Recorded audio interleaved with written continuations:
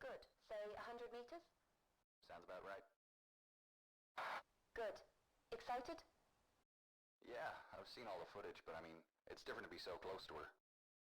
Ever done anything like this before? Yeah, Bismarck as a grad student, and Lusitania on vacation a couple of years back. Hell of a resume. Alright, I've reached the seabed. Can't see much. You're still a couple of 100 meters out, and back to manual control. Shall we run an equipment test? That's alright. I'm good. Okay, you'd better place a marker before we head too far. Interact with the button next to the map to place one. Marker's been placed. You can head towards the bow.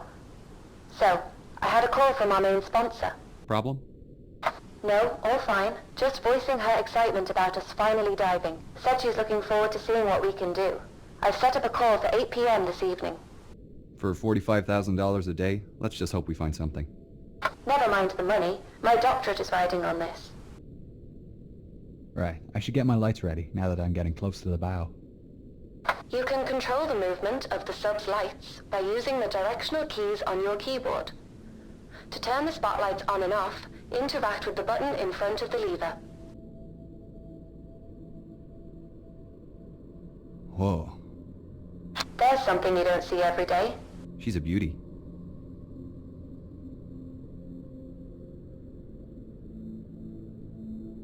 Okay, first things first. We've got a contract with the Titanic Society to place their commemorative plaque on the forecastle deck. Get yourself into position. Alright.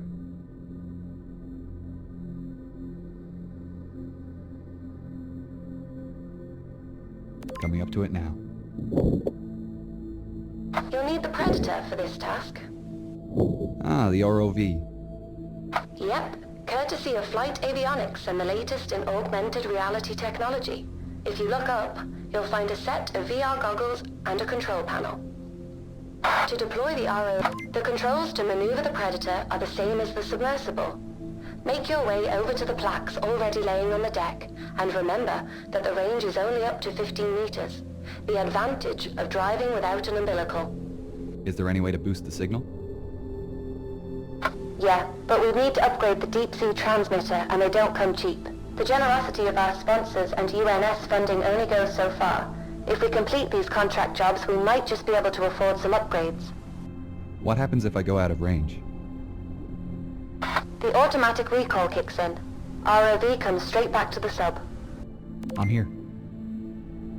Great. The plaque we're placing is in the Predator's inventory. You can access I'll take a it through the photograph with menu. the onboard camera for the Society. Great idea. They'll appreciate that. You can access the camera through the ROV inventory. Open up the menu again and select the camera icon from the inventory screen. Done. I'll head back to Sedna. No need. Just press the escape key. This is the return button. Now you're back in the sub. Recall the ROV by pressing the button next to the ROV goggles. It's above you on the right. Where to now? Hull breach on E-deck. I'll mark it on your map. We're heading for his cabin, right? That's right. Eyewitness testimony said Henderson kept a Dr. Lynch. Yeah? Why are we doing Just out of this? range. $45,000 a day at sea. No, I know, but that just about covers the costs of the expedition. I meant, like, why are we taking this job in particular? Well, put it this way. Why do you think she hired us? Because we're academics? Yes, but more specifically, we respect the history. It would have been cheaper for our sponsor to just hire a salvage team. And why do you agree to take it? Funding like this comes once in a blue moon, and I wanted to see her up close. This breach is from the impact with the ocean floor. Anything in here is going to be messy. I'll keep my eyes peeled. It's towards the top of the breach. Look for the flashing beacon. I really hope his briefcase is there.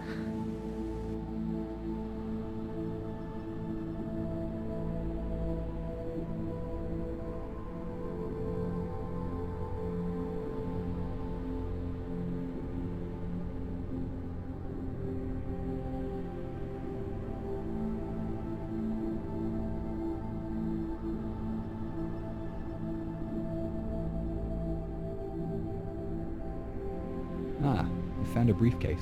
I just need to pick it up by holding down either the left or the right mouse button to enter WJH. I think this is it. Well, that's lucky. Are you going to open it?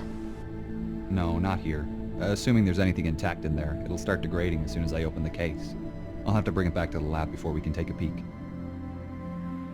Okay, you should put the briefcase in the Predator's storage then. Just open and close the menu again by pressing and releasing the info button. The briefcase will appear in the ROV's inventory as a selectable item, and you'll have your hands free again. Right. If this is the last task for today, Let's I'll get head you back to the the lab surface. now. Activate the autopilot and get comfortable. Alright, I'll see you in about 2 hours.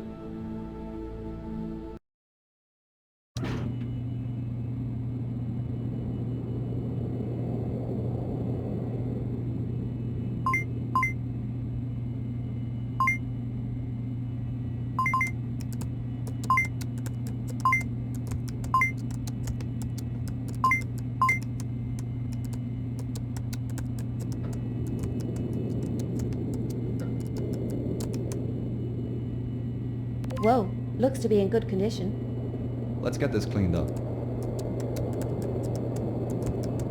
This journal is pretty special. The pages seem to be a fabric paper blend. I think the desalination bath will leach out the salt. Then it can go into the PEG station before freeze drying.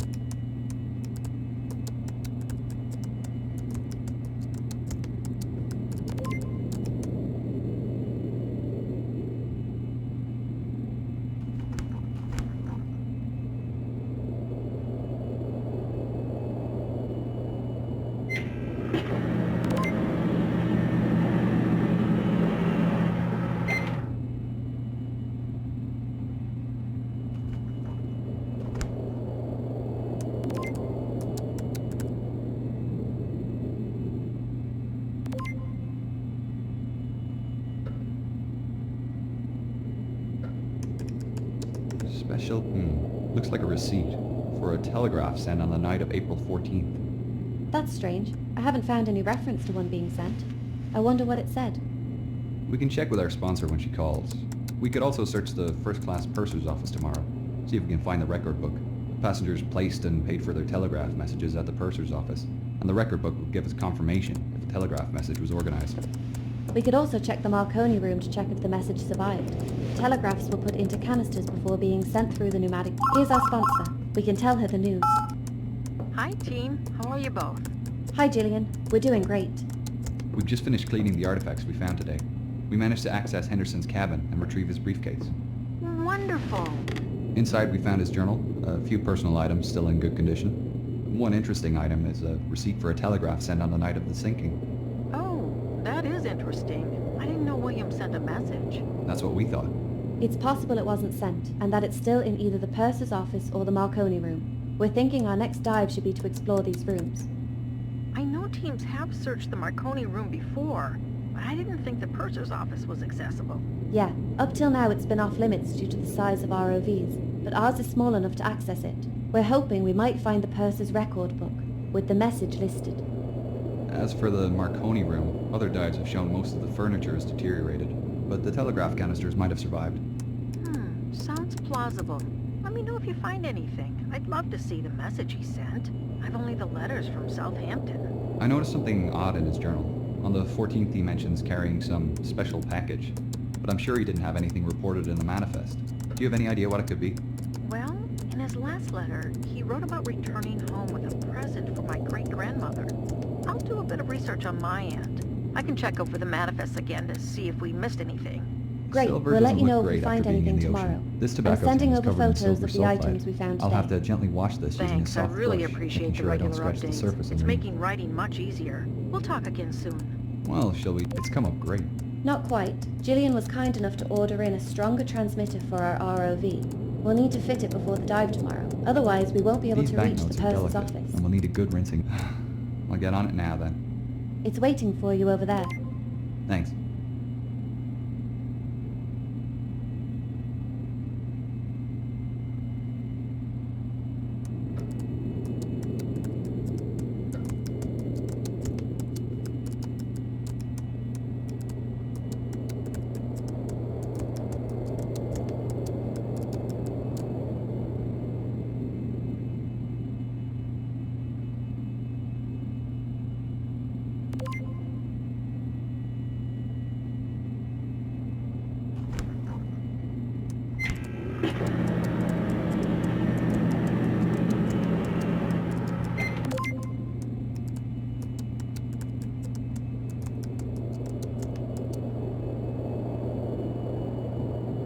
bone hair comb, I'll need to wash the salt out quickly before it crystallizes and the bone starts to crumble.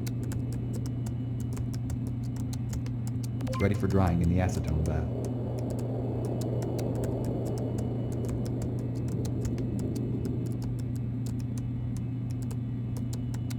I need to replace the transmitter in the ROV with the one on the table next to it. The instructions for replacement are on the posters behind the ROV rack, and I can access the lower sections of the ROV by lifting the rack bar up.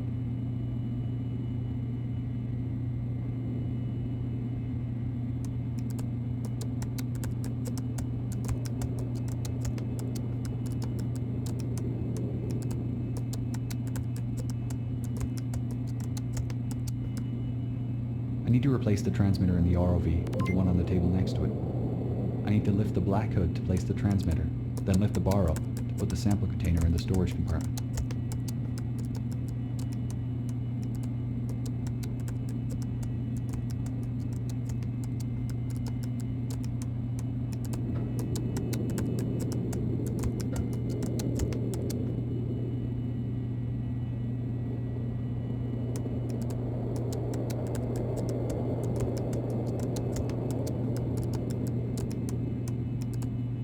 She's all ready to go for tomorrow. Cool. I'll see you in the morning then.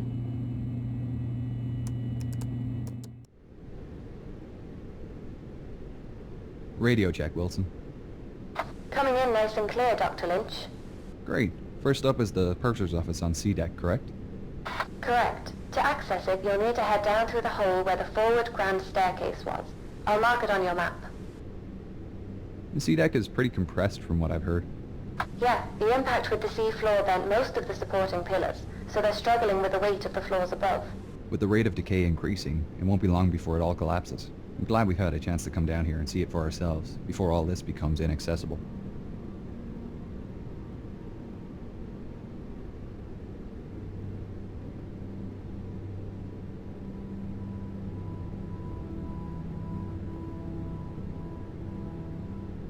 And she was sinking fast then. And all of a sudden she lifted up quickly, and you could hear everything crashing through her. Everything that was movable was going through her. And then she went down and seemed to come up again. So I thought, well, now I'm going to leave. And I was hanging on to a board. We had two boards, starboard and port, which said, keep clear of propeller blades. And I was hanging on to one of these, and I was getting higher and higher in the air. And I thought, well, now I'll go. And I dropped in. I had a lifebelt on. And I hit the water with a terrific crack. Luckily, I didn't hit anything when I dropped in. There were bodies all over the place.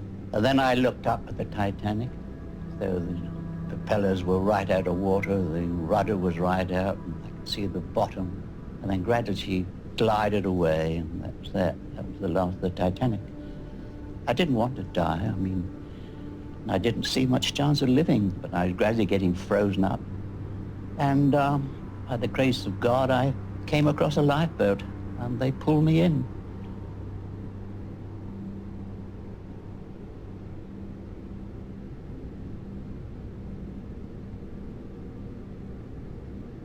You'll need to be careful of debris when descending with the Predator. It might make it easier if you position your sub so the lights shine down the void. Good idea.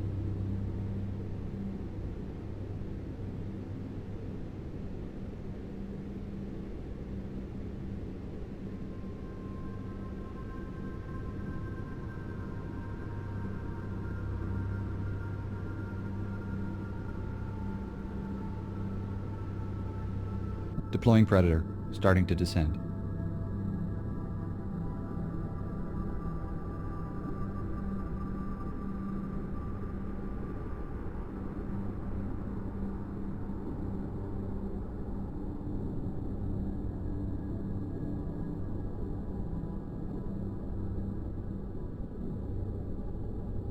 Here we are. Great. The purser's office and inquiry desk are on the starboard Okay. side. You'll need to go over the desk to get into the side room. Right, I'm here. The office is to the left as you enter. Be careful. This area hasn't been explored before. We don't know what we'll find in here. To think the last person in this room would have been Chief Purser McElroy. The record book would have been kept in a leather pouch.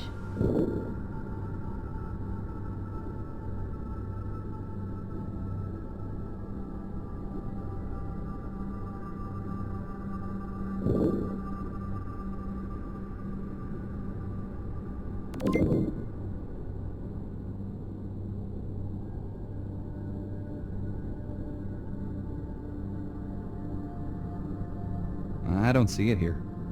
Maybe try the safe back out in the inquiry office.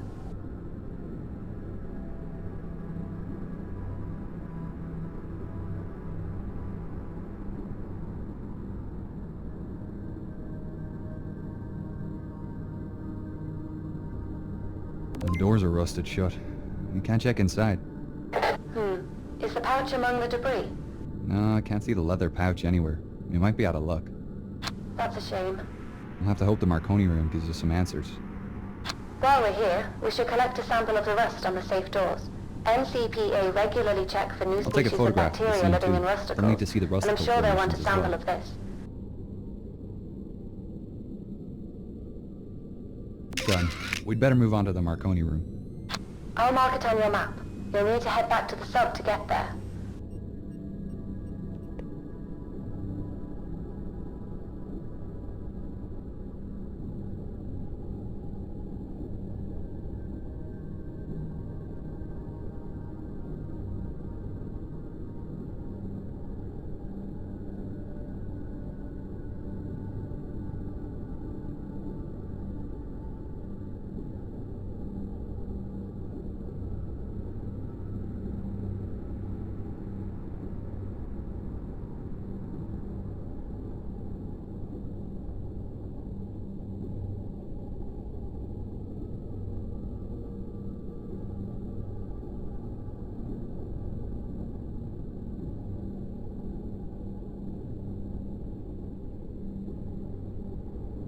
The Marconi room isn't too far from here, just between the first funnel and your current position.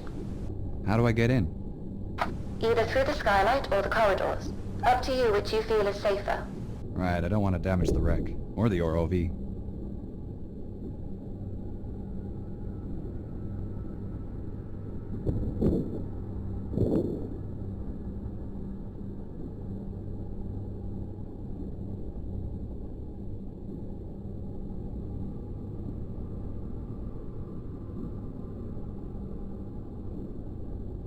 I'm in. Really isn't much left here, is there?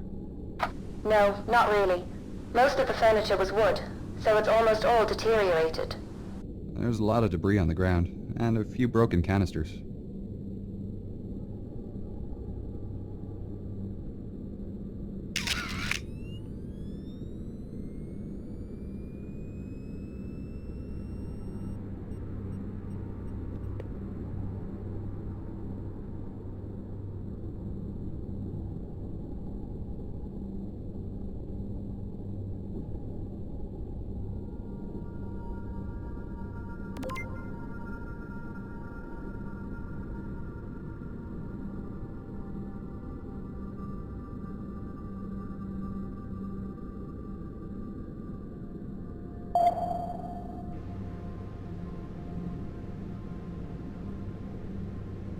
Alright, heading back up now. See you soon, Doctor.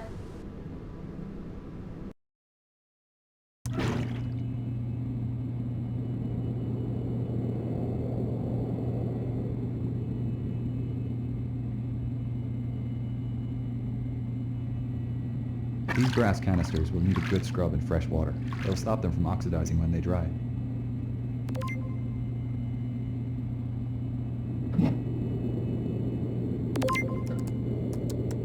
I'm surprised these paper messages survived. They'll need to be soaked in the desal bath and then in the fungicide tub.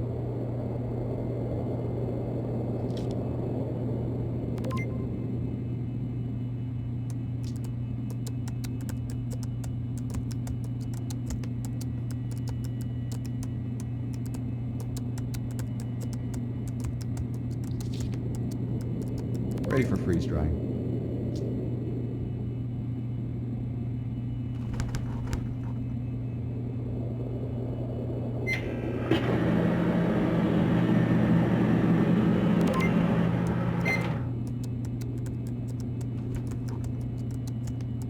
Transferred to Titanic. Fine ship, fine weather. Arrive Wednesday with special delivery. Love, William. He mentions the package again. Maybe he really did have something stowed in the cargo hold. Nothing was listed on the manifest. A lot of things weren't. He could have been referring to anything, though. Might have been something special in his suitcase or in the purser's safe. We can still search the cargo hold as a start. Yeah, we'll check it out next dive. Right on time. Hello, team. Hey, Gillian. We recovered the message from the Marconi room, but it doesn't really give us any new information. That's still great news. I daren't have hoped you'd find it. What does it say? We're sending you through a photo of the message now. Thank you. Ah, it adds another layer to the story, doesn't it? He must have thought himself lucky to have been transferred to Titanic. The coal strike meant many people were upgraded to Titanic. Such tragedy.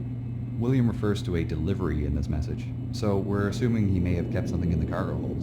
We're planning to head down there next dive to check it out. Depending on what it was, there's a chance it survived. Did you find anything we missed in the cargo manifests? No, but I've been doing a bit of extra sleuthing. I found out that there was a registered parcel traveling on the Titanic with a Mr. W.J. Henderson's name on it. Is it possible that the gift was traveling as mail and not cargo? Yeah, that's a possibility. They could have also been two separate packages. The only way to know would be to check both rooms. The mailroom used to be off limits, but we can access it through a new hole in the cargo hold wall. Our ROV will need another transmitter upgrade to delve that deep though, and a longer lasting battery. That's not an issue, Doctor. Do you have any idea of the size of the parcel? What's inside it? No. Could have been anything, really.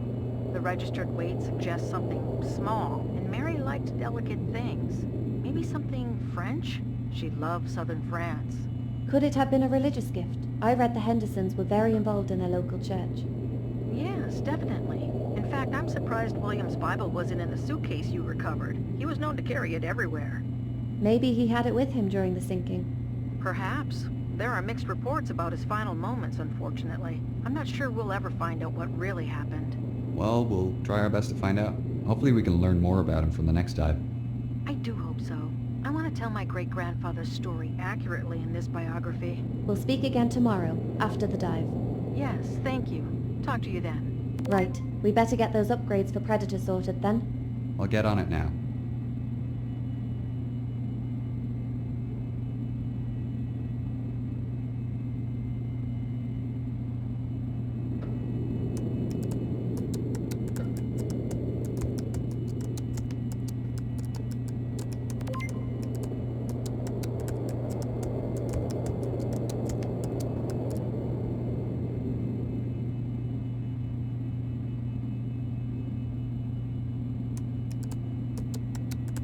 She's good to go. Thanks.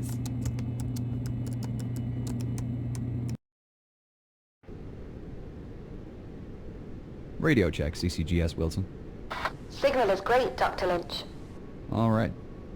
I'm just marking the cargo hold on your map. You can access it from the number 2 hatch on the forward well deck.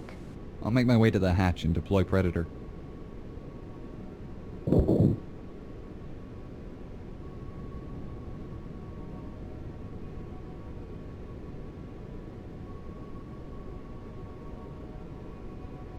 I remember it all, very clearly from the moment that my father wakened me, because of course I was in bed and asleep, until I saw that ship sink, and afterwards when I heard the people around.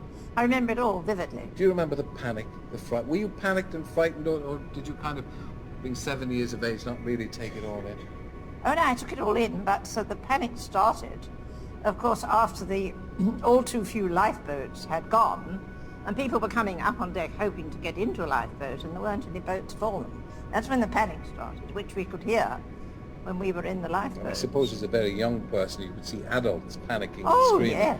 yes, Must have been indeed. absolutely Dreadful, horrific. dreadful. And your father went down in the ship. Yes, he did.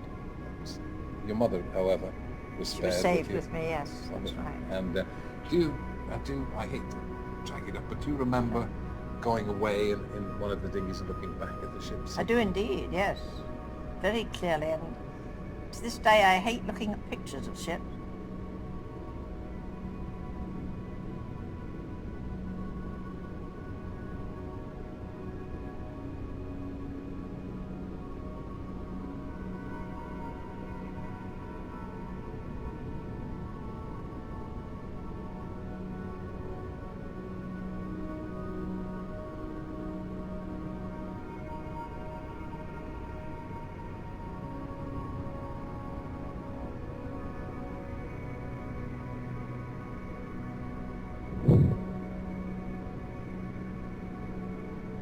It might be a good idea to shine your sublights down the void again. There will be a lot of debris down there.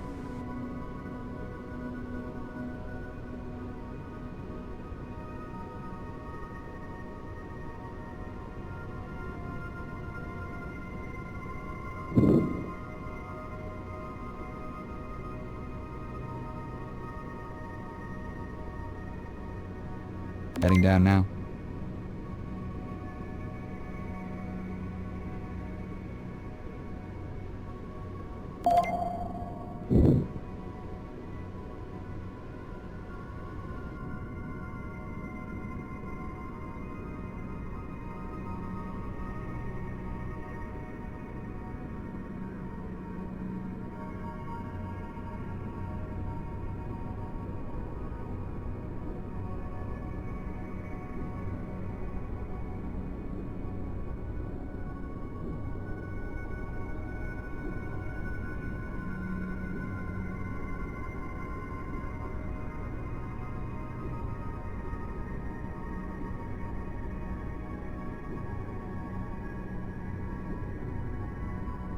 You were right about the debris. The cargo crates and barrels in here have almost all disintegrated. I didn't realize it was carrying so much cargo. Surely this wasn't all just for passengers. No, most of this was produce and commercial goods being shipped to the United States, along with the passenger cargo. I'll have a look around here before moving on to the mailroom, see if I can find anything related to Henderson.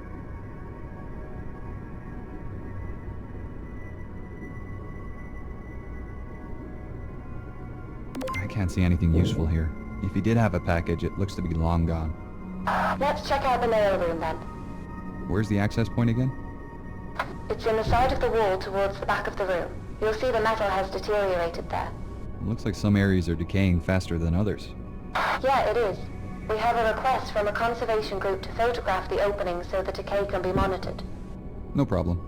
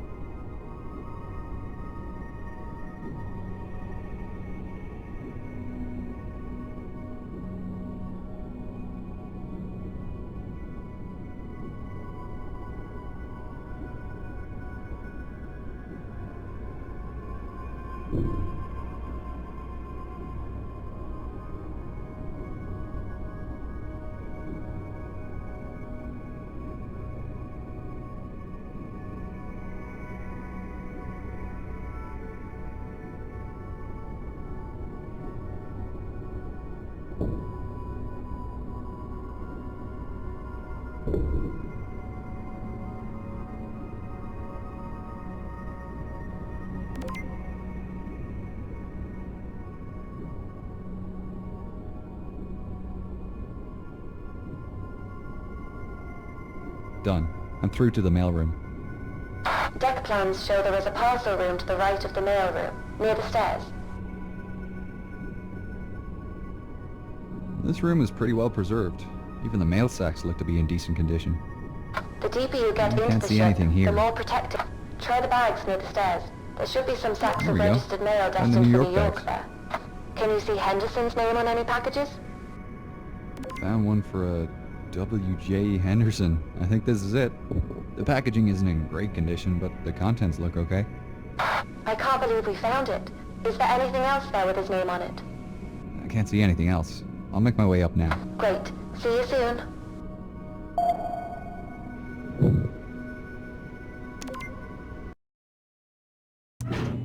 Hey Jean, I'll just get this cleaned up before our call.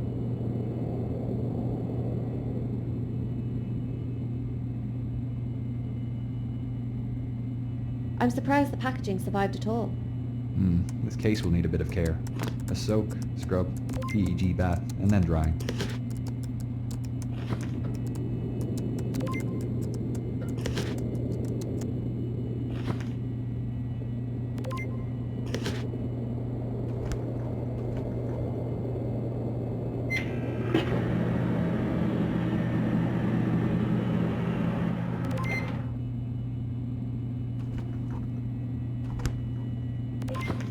Luckily, glass and gold don't need much attention when recovered.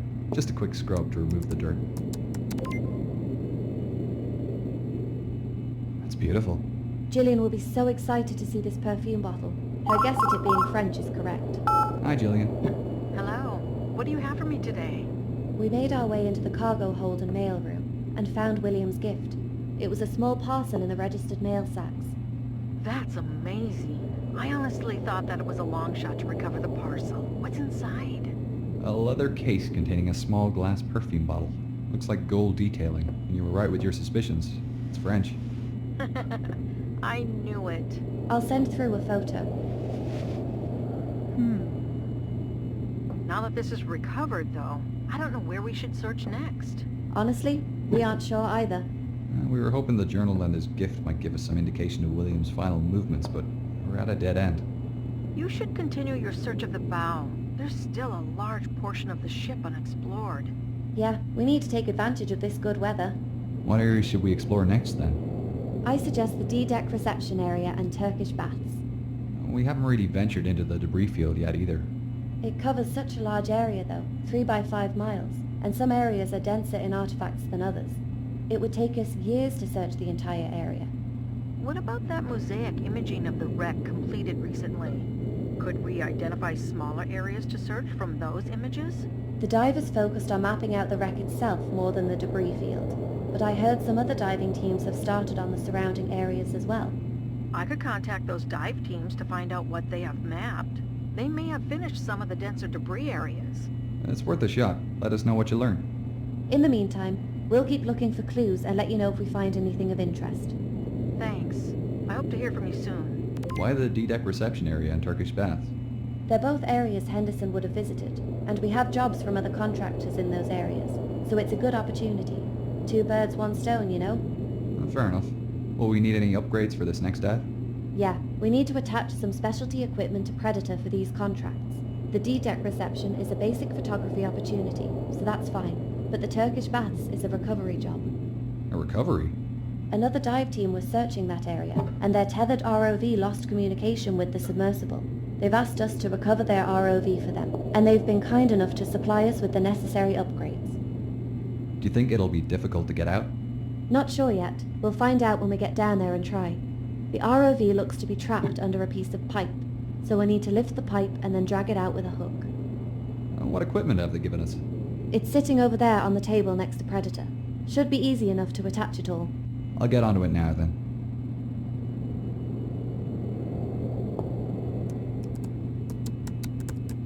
This flotation gear will help me rescue the downed ROV. There's an empty float bag, a tank of petroleum jelly, and an inflation tube. The flotation bag will be filled with petroleum jelly instead of air. This is because petroleum jelly floats, but it's also dense enough to endure the intense pressure at the bottom of the ocean. This hook and rope will be useful when I rescue the downed ROV. All attached. She's ready for tomorrow. Get some rest. We've got a big day tomorrow. Radio check. Crystal clear, Dr. Lynch. Okay, making my way to the D-deck reception area now. I can access this through the forward grand staircase, right? Yeah, marking it on your map now. You'll need to park off to the side of the staircase this time, leaving the opening clear.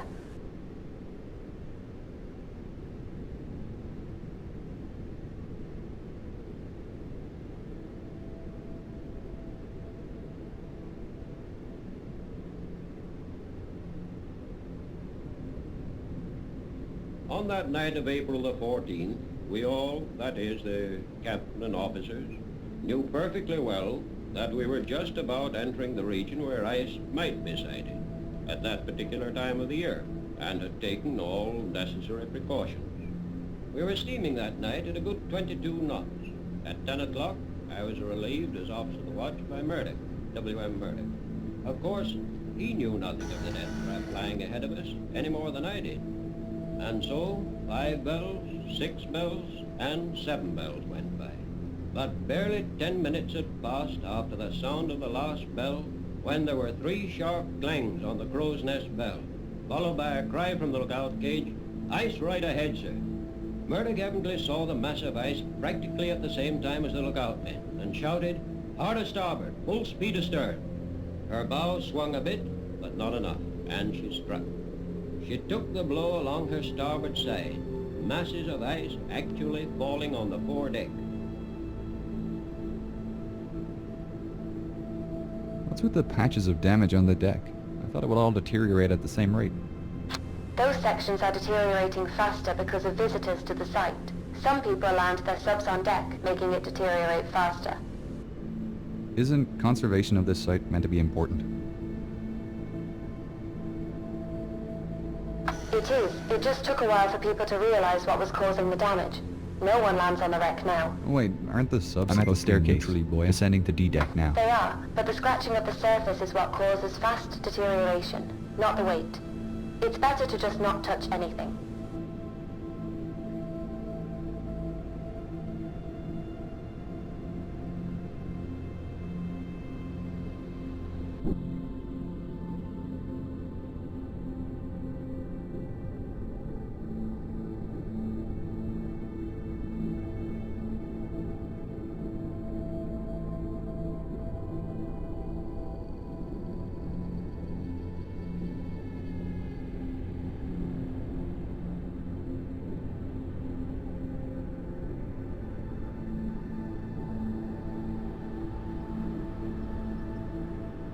Alright, I'm at D-deck.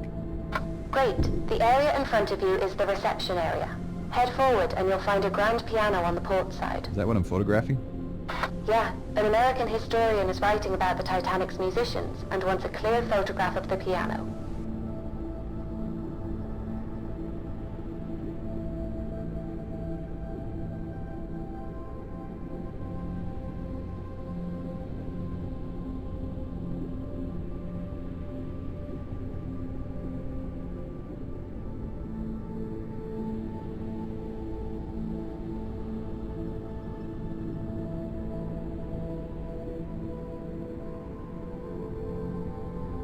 Can't believe this survived.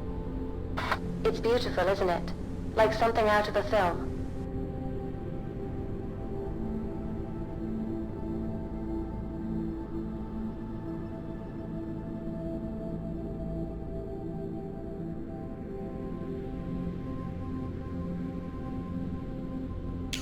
I think this is the first room Henderson would have seen when he boarded. Did you want to take a minute to look around? Yeah, can I? Of course. The next task is the recovery in the Turkish baths. So head down the grand staircase when you're finished here.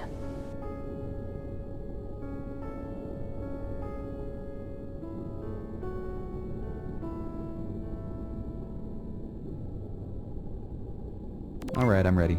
The Turkish baths are at the bottom of the staircase, right? Yep, straight down and off to starboard.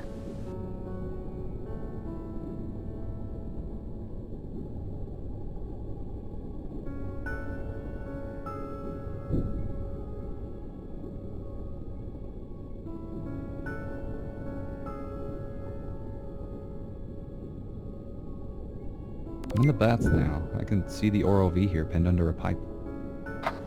Great. You'll need to get into position and attach the flotation bag to the pipe. The flotation bag is in the Predator's storage compartment.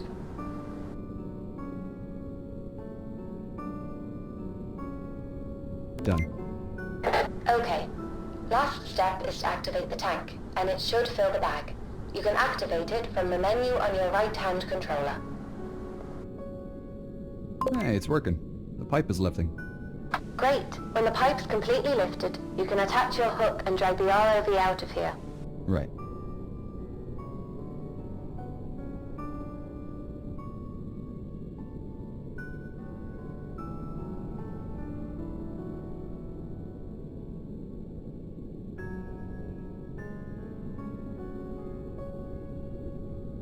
I think the motor failed. My arm's not responding. Is everything else okay? Is the line attached? Yeah, everything else is operational, and the line's still connected. Okay, we'll fix the arm when you're back on the surface, but for now, you'll have to be extra cautious. You need to drag the ROV back out to the grand staircase. The extra weight is going to make your controls tricky.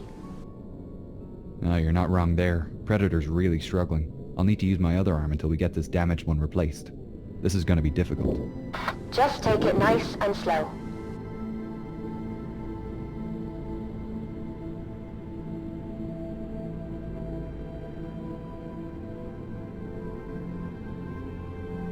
Am I towing this thing all the way back to the sub? No, we've an easier way to get out of the wreck. Let me know when you're at the staircase.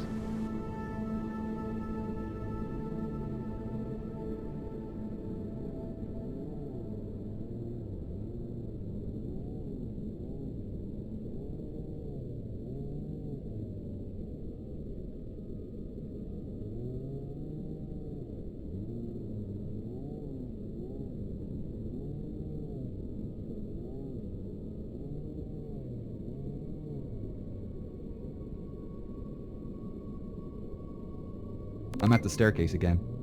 The next step is to attach a tracker to the ROV. There is one in your compartment. Okay.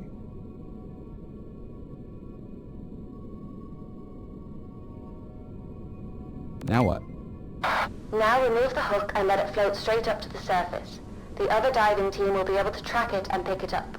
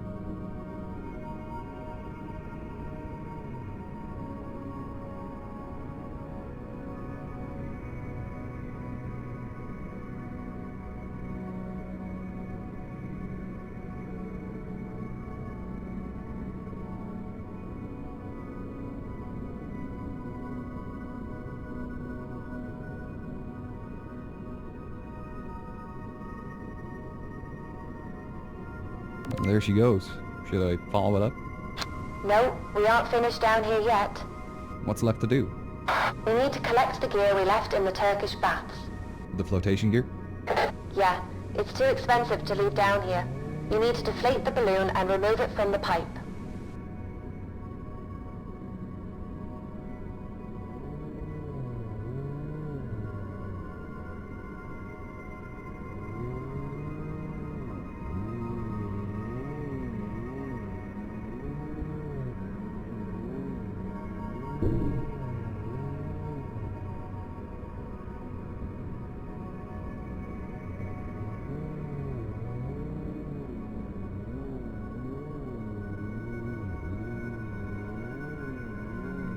All done. I'm heading back up.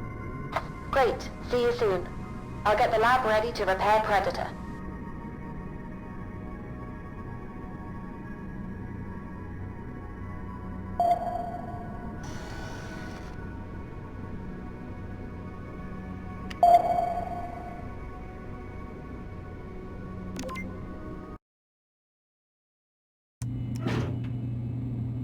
Looks like the motor went. Yeah, we're lucky it's easy to replace.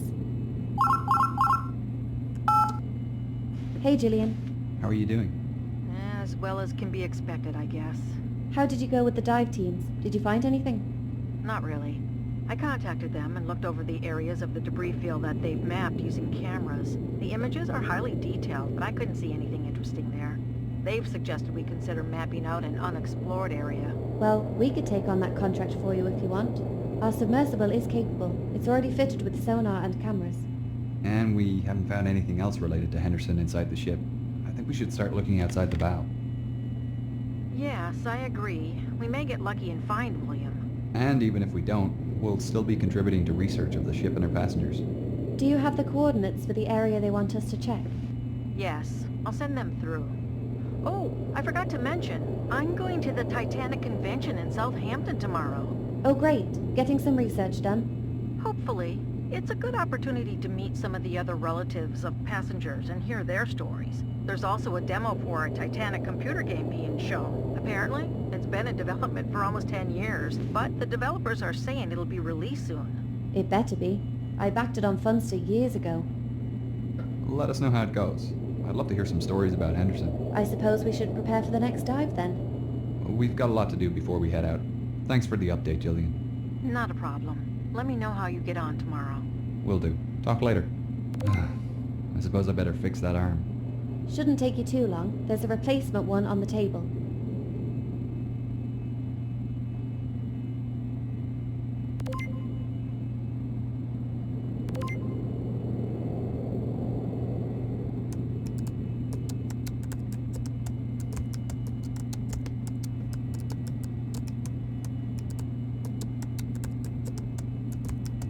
All done. See you tomorrow.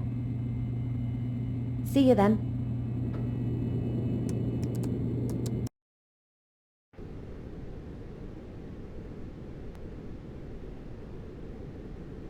Radio check. Crystal clear, Dr. Lynch. Alright, let's get this scanning started. I've marked the starting point on your map. So what's the process exactly? Well, it can be a little repetitive, but takes a fair bit of skill. Basically, you need to mow the lawn with your sub. Mow the lawn? What? You need to scan up and down the area following a strict pattern, making sure you cover the entire area. The data you collect doing this will allow us to create a 3D detailed map of the area. And this will help researchers identify items amongst the debris field. Right, so if I don't follow the lines perfectly, I risk missing a bit? Yeah, pretty much. The submersible you're in is already fitted with both sonar and optical equipment for this exact purpose. If we can't make a full mosaic from the images you collect, the blame is kind of on you and your piloting skills. No pressure then.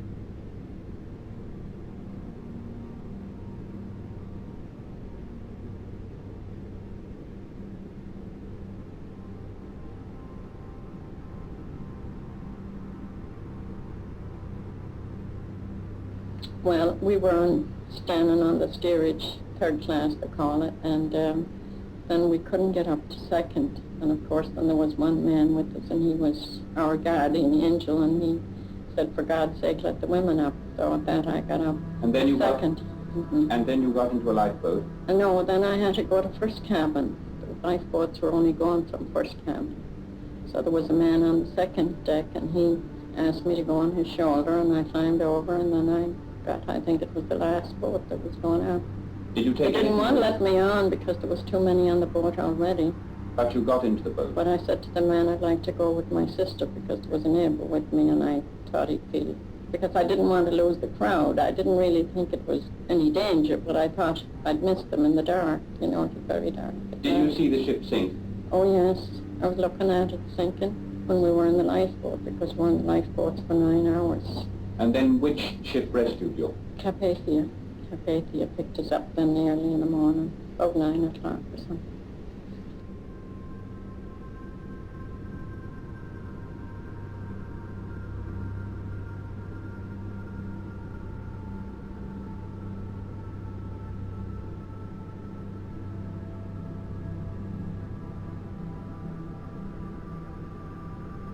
All right, here we are. Great. I'm just updating your map with the new path for scanning. You'll need to try and follow the lines as well as you can. If you go off track, try to get back on and keep going. Will do. And remember to keep your eyes peeled for anything relating to Henderson. What exactly should I be looking for? His Bible, a pocket watch with his initials, his coat, shoes, anything that might have survived. Right.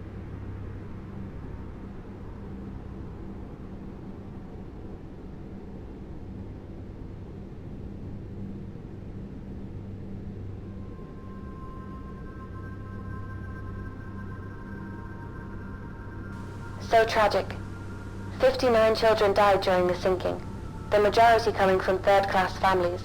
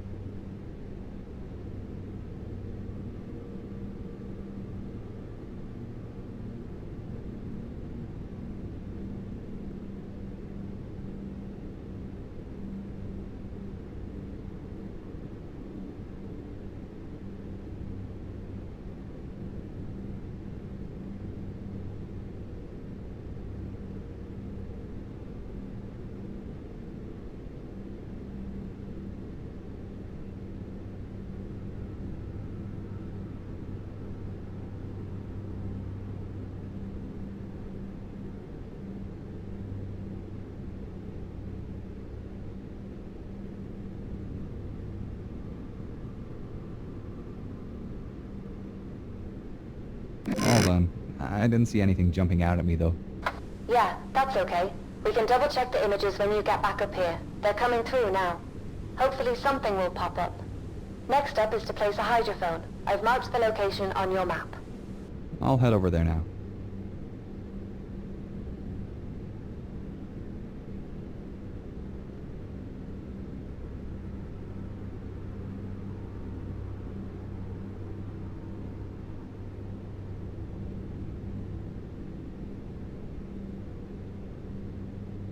Sorry, but I'm not familiar with this kind of task. What's a hydrophone? Underwater microphone. They're used to record underwater vibrations like animal sounds and seismic activity. Why has NCPA asked us to set up a Okay, you'll need to dispatch Predator and use the arms to place the hydrophone. It's in the storage compartment. Alright.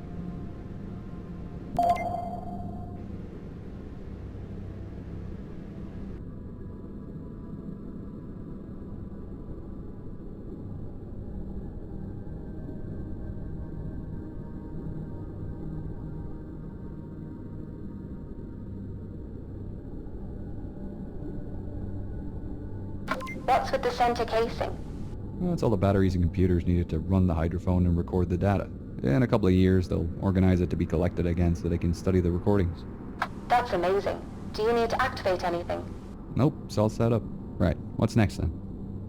Our final contract for today is from a Lebanese society. They want to see detailed images of the funnels. I have the coordinates. I'll mark them on your map.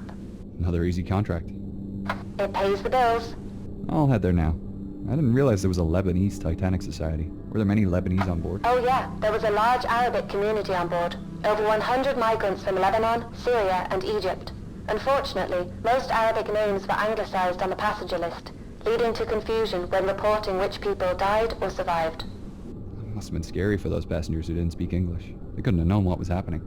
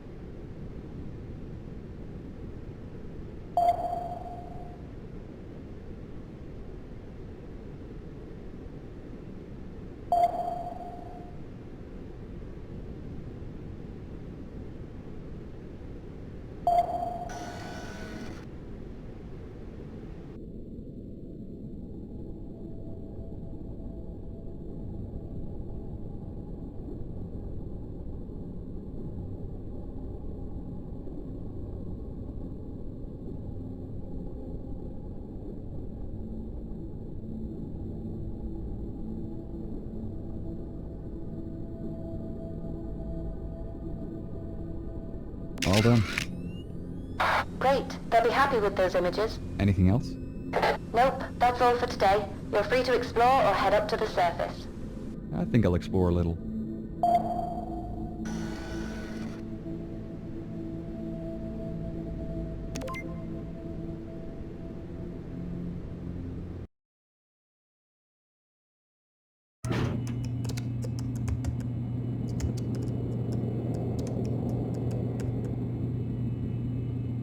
Oh hey, come check this out.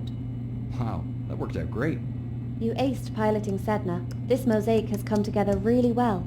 I've started going through the images, but haven't found anything so far resembling Henderson's items.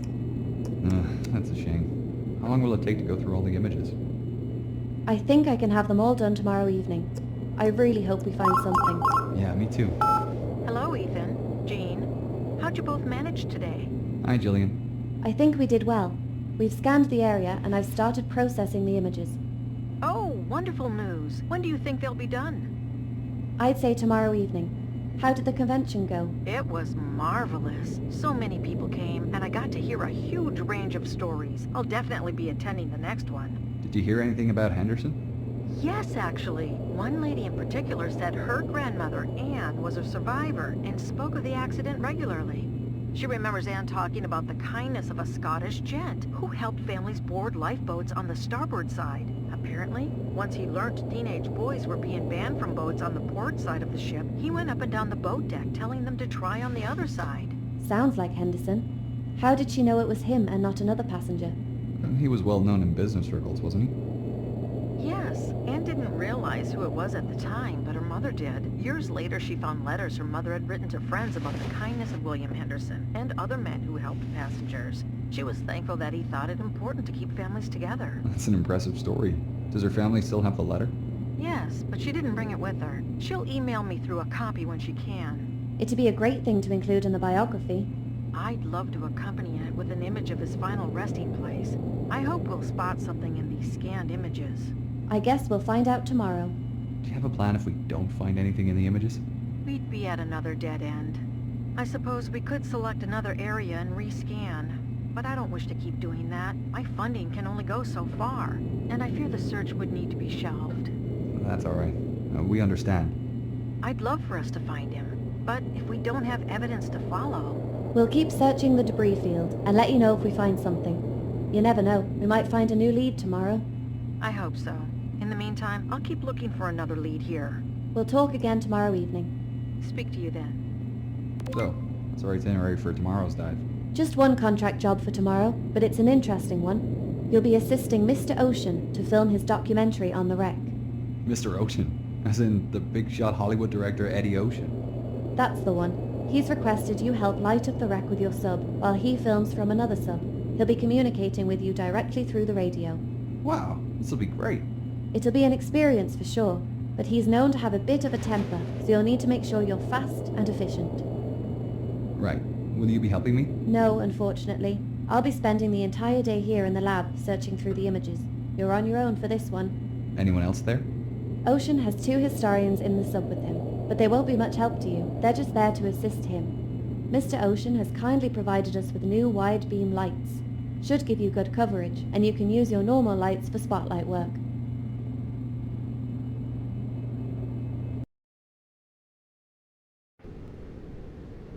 Radio check, Wilson. All clear, Dr. Lynch. I think you're set. Just remember to only turn on your wide beam lights when you are directed to by Mr. Can't Ocean. I leave them on all the time? No, they'll drain your battery faster. Alright, I think I'm ready. You'll need to change over to channel 95 to speak with Mr. Ocean. His call sign is Ocean 1. Great. Thanks, Gene. I'll talk to you later. That was around the time I won my first Academy Award. As you know, I've won a fair few since then. Yes. Very interesting. I'd just like to thank you again for having us here. We're big fans of your work. I know, son. Ocean 1, this is Sedna. Sedna, this is Ocean 1. Welcome to my palace. Good to be here. Dr. Lynch, I have my right-hand men here, Harold Walsh and Sean Jones. Say hi to the doctor, boys. Hello there. Nice to meet you. Nice to meet you too. Alrighty, down to business. We're filming sections of the bow today for my upcoming film. It's an educational documentary showing how much I've learned about the ship. And of course, it'll also be a great follow-up to my award-winning film. I'm guessing you've seen it? Yeah, a while ago. Of course you have. It's everyone's favorite. I'll be directing and filming from my sub while you'll provide extra lighting. Right. We've 6 locations to get through today, so we'd better get moving. First up is a shot of the bow. Get into position. Oh, and make sure all other transceivers are off. Now, I'm a patient man, but I won't stand for interruptions. Yeah, sure. The bow is a great place to start, Mr. Ocean. So many interesting things located here. The anchors, the ship's name, the iceberg damage. What part will we be filming first, Mr. Ocean? A panning shot of the stem, finishing where John and Daisy stood in my film. Oh, that's my favorite part. I didn't realize John and Daisy were based on real people. Oh, they're not, but it's such a poignant shot from my film, I just have to recreate it. The fans will be... Wouldn't it be more educational to show areas with real history? Ah, Walsh, we will, but I want to start by filming the most important locations, ones that are linked to my films. We need to start by reminding people about the tragedy of the ship, to capture that... The scene with John and Daisy, very emotional.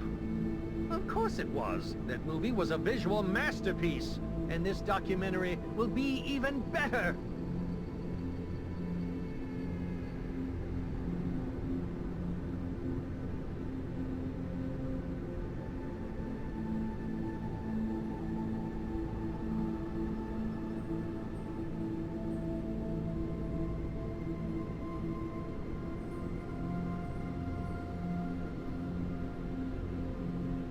Lynch, turn on your wide beam lights. I want it bright.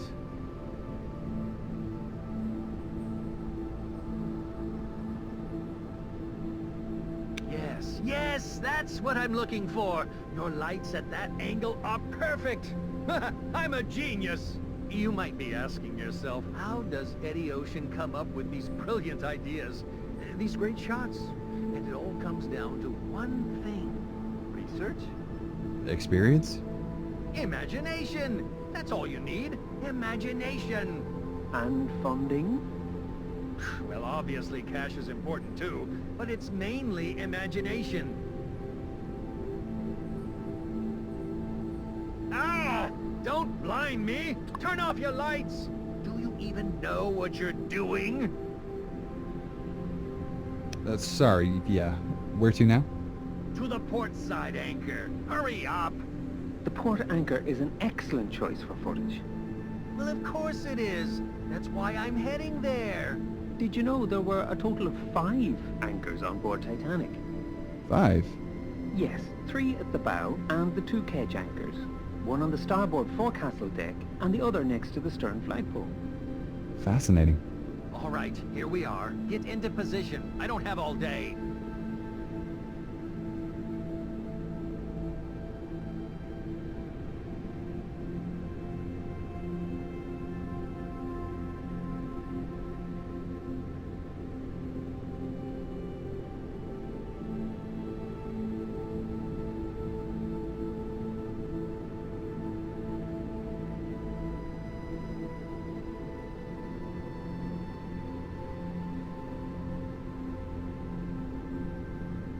Light it up! Now, Lynch!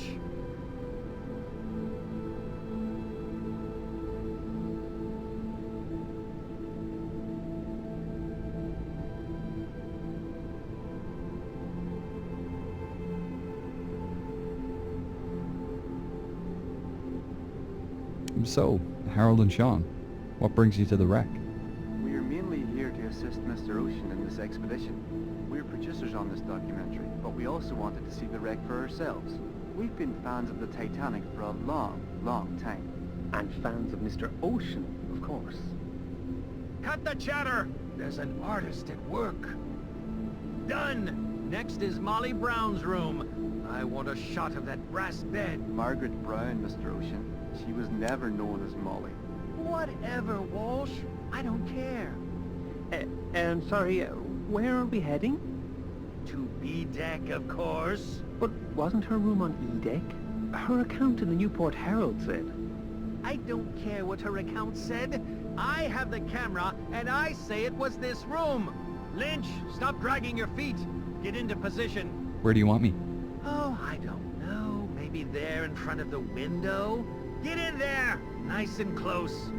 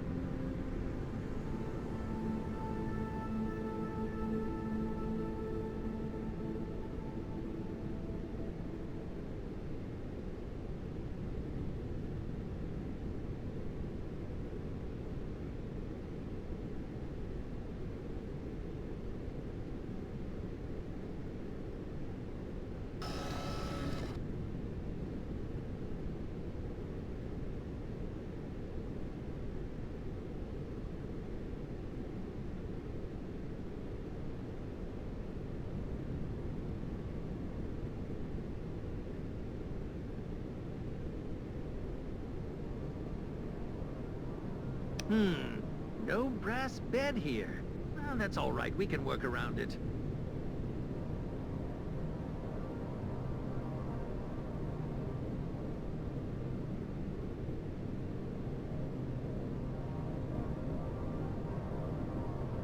No, no, no! What are you doing? You're in the shot!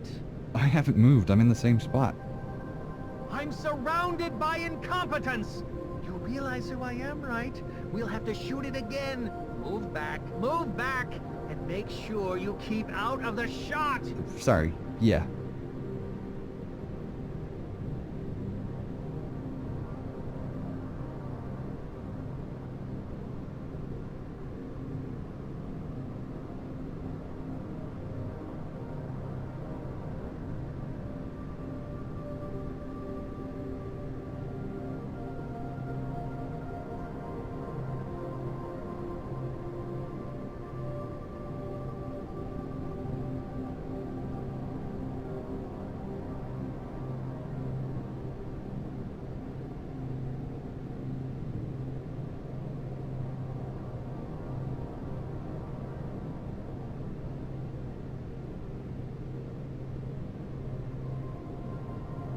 You see, that wasn't too hard, was it? If you focus, you can actually learn something about filmmaking. Next up is the captain's quarters. I want a shot of his bathtub and bedroom. Get over there!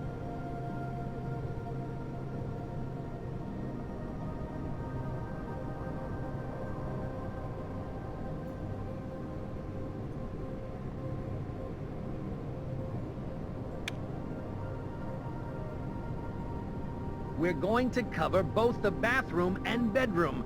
Just make sure you keep out of the shot. On the ship. Give you a choice of fresh or salt water, hot or cold. Salt water?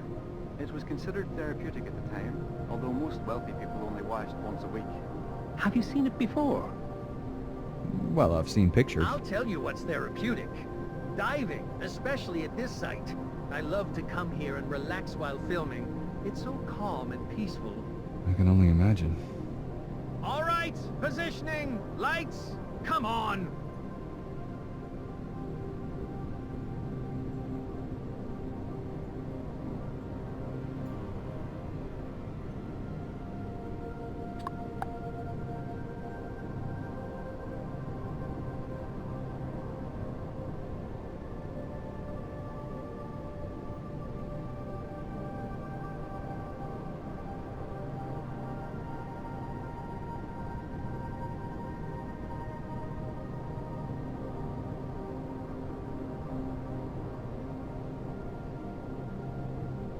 We're going to cover both the bathroom and bedroom. Just make sure you keep out of the shot. Right. Yeah, that's good. The angle's great. And now, the bedroom. What? And talk. I'm at the bottom of the ocean. Do you know how unprofessional this is? To contact me in the middle of a shoot? Yeah? Well, you should have known my transceiver was left on. I can't be expected to do everything around here. Unbelievable. Okay, we'll keep going. They can fix it in post. Lights off! The David is up next. Get over to the marker.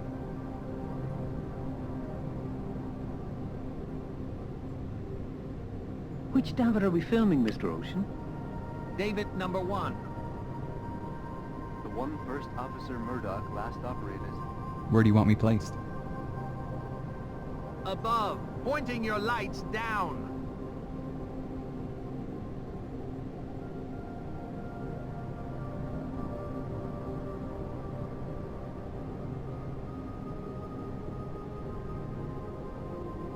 Come on, lights, lights! I haven't got all day! Yes, that's the way, Lynch. Shine down like the heavens. You don't have much experience diving, do you, Lynch? Well, this is my first expedition here, but I've dived. I expected as much, judging by your piloting skills. All right, now get down onto the side of it. I want to see lights coming across, casting shadows.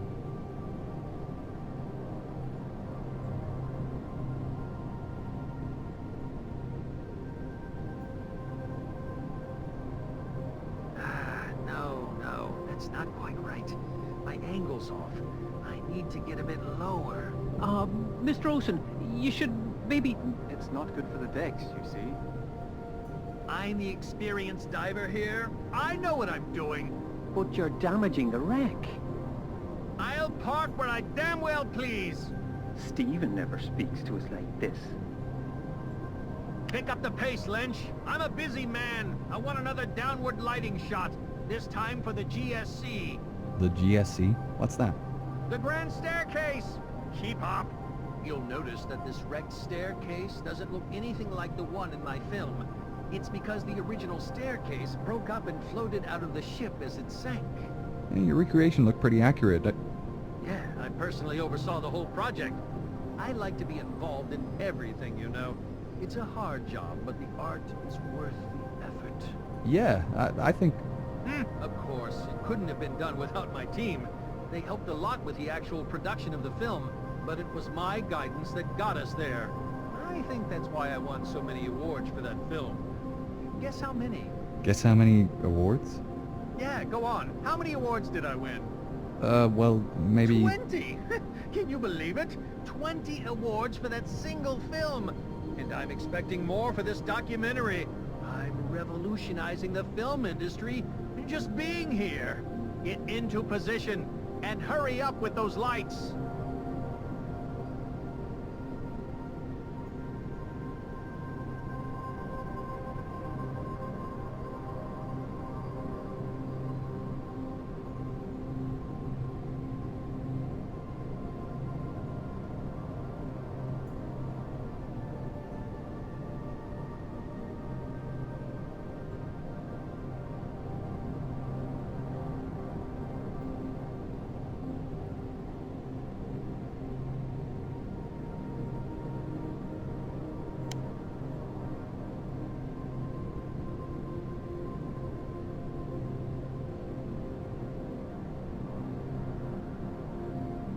Did you see that? That damn fish ruined my shot! I'll have to reset and start again. But Mr. Ocean, that's the ghost fish. It's rare to capture it on film. Surely you know about the ghost fish. Of course I know about the ghost fish, Walsh. Are you going to follow it? No, I can't. My sub's too big to navigate down there. Even with my piloting skills, I can't get close enough with a camera. I can try getting near it with my ROV. Don't be ridiculous. If I can't get close, you'd have no hope. What size is the ROV? Do you have a decent camera? It's pretty small and fast, but it's only got a basic camera and lights. You can't be seriously considering this. I'm afraid so. Dr. Lynch... But he's an amateur. If I get an ROV, I'll be able to... You can't afford an ROV, Mr. Ocean, just like you couldn't afford this dive. It was your decision to blow the film budget on CGI. That iceberg looks amazing, and you know it. It'll make this film. You're lucky we even paid to bring you down here at all, with the way you've treated us. It certainly won't be happening again. Are we finished with this filming session, Mr. Ocean? Yes, I guess so. Then you're free to go, Dr. Lynch. We'll be in touch. Yes, of course. Looking forward to it.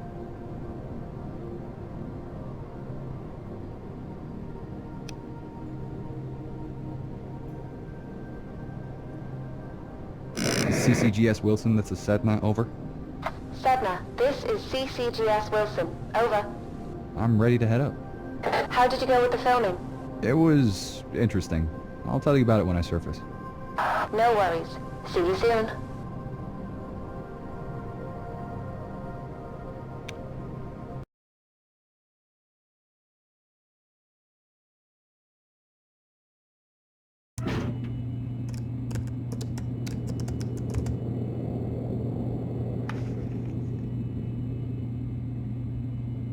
So, I've had a call from a Mr. Walsh. Yeah, he was with Mr. Ocean. What did he say? That he and Mr. Jones were impressed with your attitude and interest towards the wreck, and they'd like to hire us for a contract to film... a fish? A ghost fish. Apparently it's newly discovered. The footage of it is worth quite a bit. Seems to live deep inside the wreck, and they need someone to film it with an ROV. Ah, I wondered about that. They've paid to upgrade Predator's cameras and lights, and want us to dive tomorrow, weather permitting. How was Mr. Ocean? Painful. How'd you go with the images? No luck, unfortunately. I'd hoped we'd find something for Gillian. Well, at least the images can be sent off to other teams. Yeah, I'm just not sure where we go from here to find Henderson. I hope Jillian has something for us.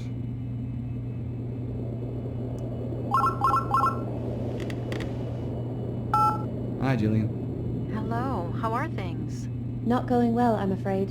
We haven't had any luck with the images. I've searched through them all and haven't found anything relating to Henderson. Nothing came up today on the wreck either. My research into the debris fields hasn't brought any new leads.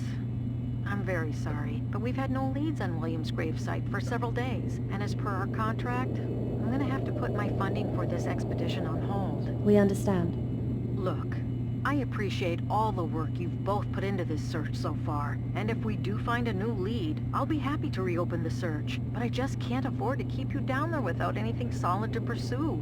It's okay. We were aware this might happen. We're thankful that we've had the opportunity to work with you. This experience has been unforgettable. We've managed to learn so much about William and his life in such a small amount of time, and it's made a huge difference in the biography. You'll both be credited in the book, of course. Thanks. We'll continue to look for clues around the site and give you a call if we find anything new. Thank you. I'm so sorry to have to pull out at such a late stage. It's fine. We understand. I hope we'll speak again soon. Well, that's great. It's the nature of the job, unfortunately. Sometimes there's information popping up everywhere and then long periods of nothing in between. What do we do now? We continue with our dive tomorrow. We have funding for that at least. After that, I'm not sure. In good news, we have some new gadgets for the ROV. The new lights and camera are over there on the table. I'll get on it now then.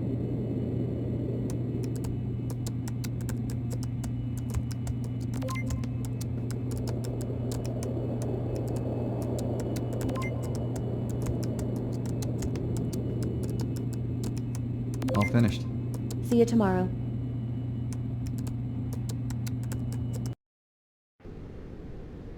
Radio check. Coming through clear, Dr. Lynch. Something wrong? No, just realizing this might be our last dive. That's okay. I'm sure something will pop up. Even if it doesn't, we'll find another sponsor for next season. Yeah. Okay.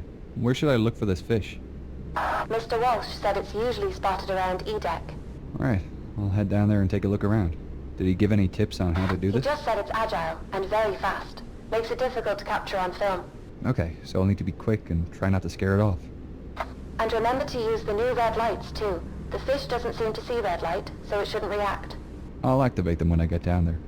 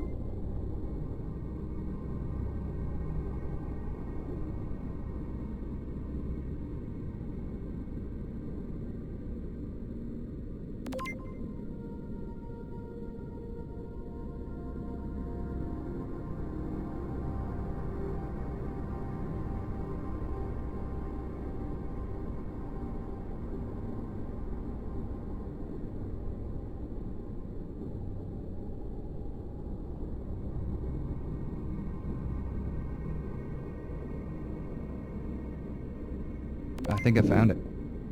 Damn! Can you get it on film? I'll have to find it again. I'll need to approach... Yeah. I'll just get closer. Here it is. I'll keep my distance and start recording.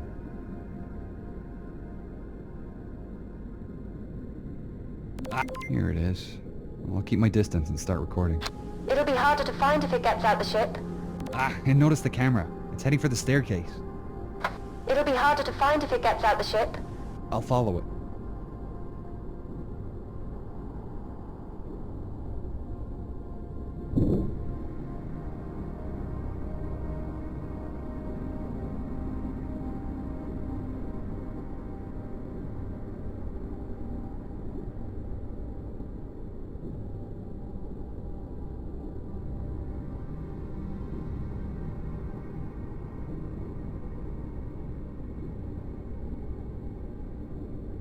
No, it got out!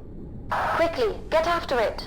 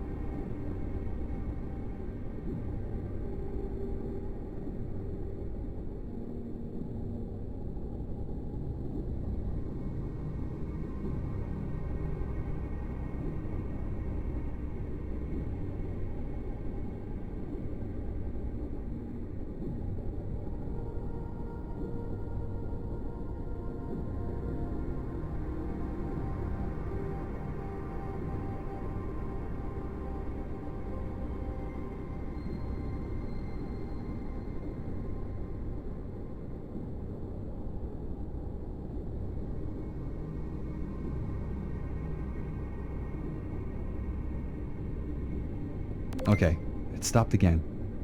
Do you think you'll be able to get close enough for a clear shot? Yeah, it's in a good spot here.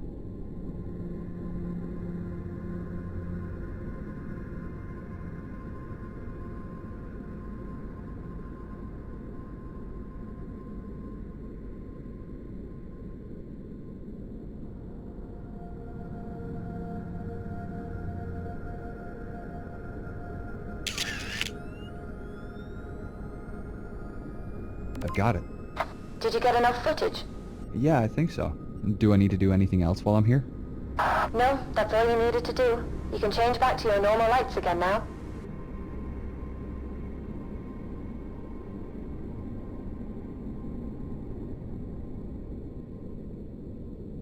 Ready to head back? Not quite yet. I saw something behind the fish shimmer with the light. I'm gonna check it out. Might as well. This will probably be our last dive.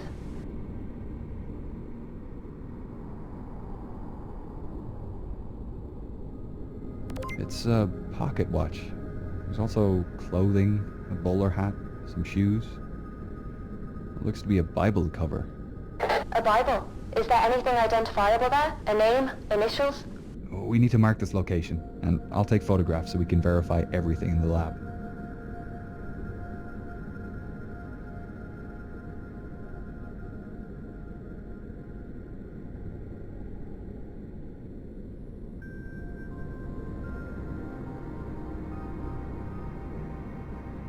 Alright, location is marked.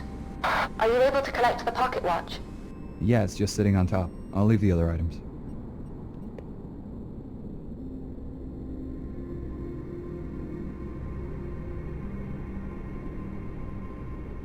WJ... Hey, Gene, I know it sounds unbelievable, but I think this might be Henderson. Are you sure? I think you might be jumping to conclusions here. Maybe, but with the initials on the watch and the Bible, I mean, it's possible. Well, what should we do? I'll head back to the surface.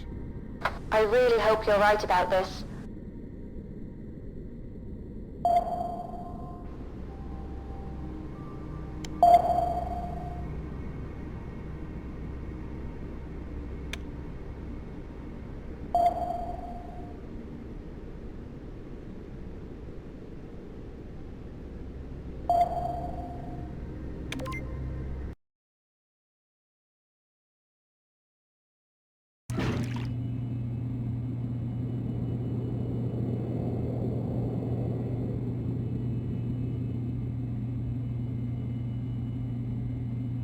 This watch is in excellent condition. You wouldn't even know it's been down there so long. The initials are engraved on the back, and the face shows the time the ship sank.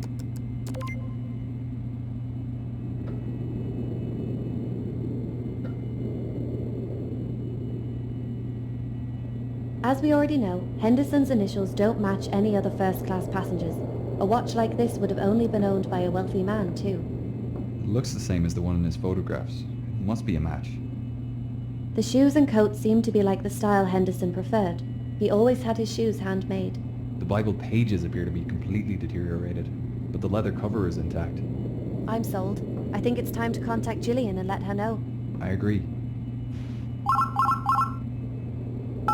Hello, how are you both? Going well, Gillian. We have some good news for you. Oh? We think we found Henderson's final resting place. Oh my, are you sure? Where was he? He was near the back of the bow on the port side, close to the debris field we were scanning 2 days ago. Placed a marker and photographed some of the items at the location. We also recovered a pocket watch from the site. It has the initials WJH engraved on the back. Do you think it's possible it could be someone else's? Have you checked them against the photos I sent through? Yes, the items match the photos. We've found him.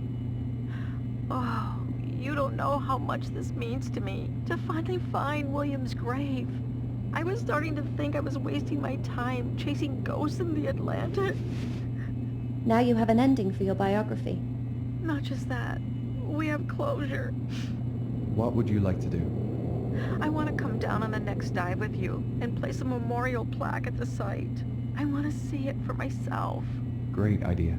What did you want to do with the items we've collected? They'll be displayed in museums, alongside other people's recovered belongings. It's important that children learn about the tragedy of the Titanic, that these objects pulled from the ocean remain as reminders of the lives lost. And to thank you both, I want to fund our next expedition. Our next expedition? Where are we heading?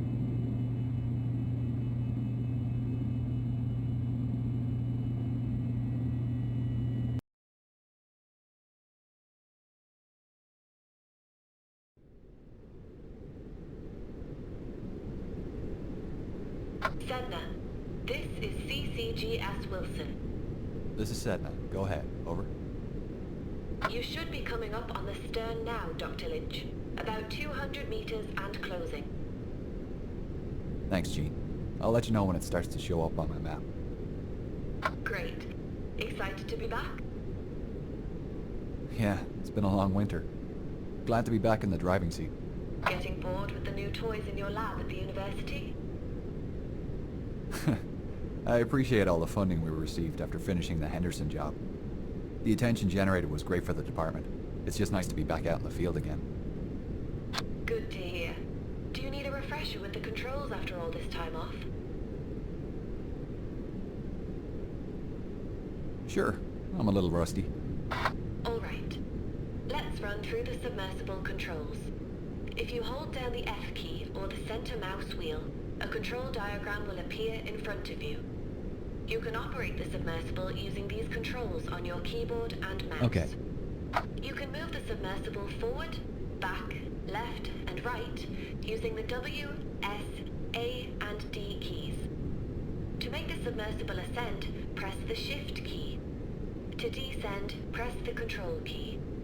You can rotate the submersible left and right using the Q and E keys. Great. How do I interact with objects? You can look around in the submersible by holding and dragging the right mouse button. When you look at an object you can interact with, a green circle will appear. To interact, just look at the object and left-click to use. If you ever get stuck, just hold down the F key or the center mouse wheel again to bring up the controls diagram. Will do. Right. Now we'll move on to the map and missions. You'll see in the middle of the console in front of you is a map. It shows your current location as a blue pointer at the bottom of the screen. As you approach the wreck, it will slowly appear on the map. The yellow icon is your current goal location, so you know where you should be heading. I'll update the map and your goal locations as we go through contracts. Gotcha. The screen just to the left of the console displays the mission log. It shows your current goal task. So if you aren't sure what you should be doing or looking for, check the mission log and map for more information. Right.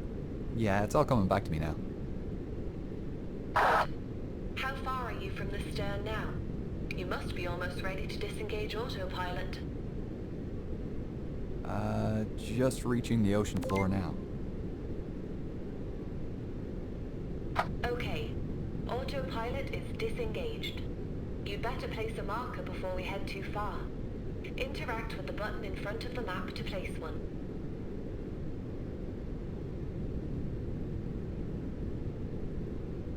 Marker's been placed. Right. You can head towards the reciprocating engines then. The location is marked on your map, and the mission log has been updated.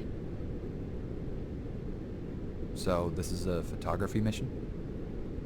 Yeah, we've been contracted to photograph a bunch of locations around the stern wreck. We've a couple of side tasks to carry out while we're here too, but I'll let you know as we get to them. I don't think I've seen many photos of the stern. Yeah. There aren't many photographs of the stern as it's not as accessible or photogenic as the bow. It's a bit of a mess. The stern suffered a lot of structural damage as it sank, so most of the interior decks collapsed and the starboard side is missing hull plating. But even through all the destruction, quite a few interesting features survived, so we'll be focusing on capturing these on camera. Historians have learnt a lot by studying the differences in damage and deterioration between the bow and stern sections. The photographs we take today will help experts monitor the rate of decay for different areas.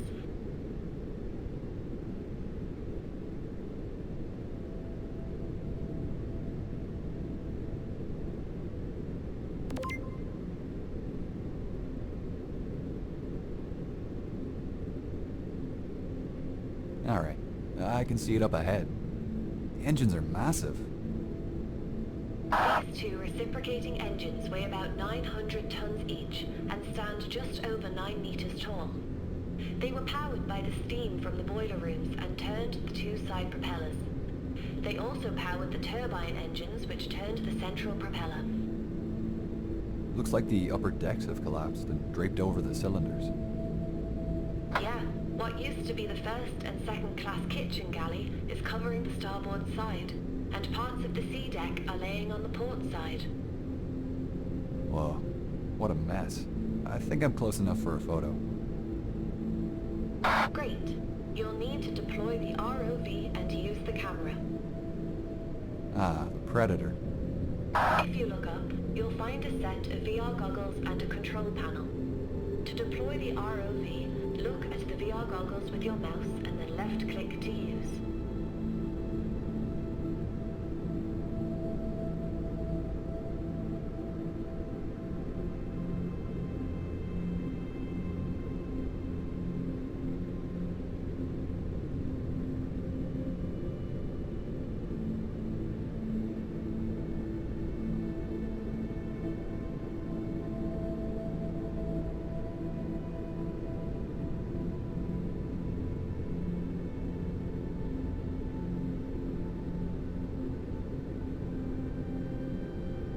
Has anything changed on the ROV since I last operated it?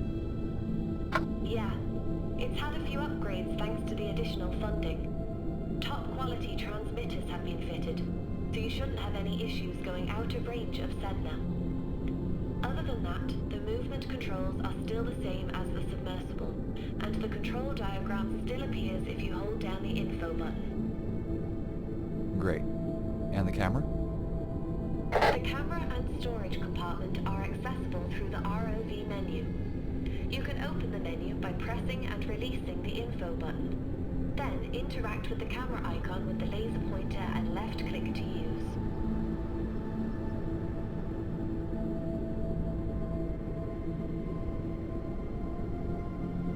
Right. I've taken a photo. What's next? You can get out of camera mode by pressing and releasing the info button again. From this menu, you can also see the ROV's map with your next goal location and mission log visible. You should head towards the second class entrance on the boat deck. Can I get there in the ROV, or do I need to bring the submersible? Up to you, really. The range on the ROV is enough to cover the entire stern, but you might like to use the submersible to light up your photographs better.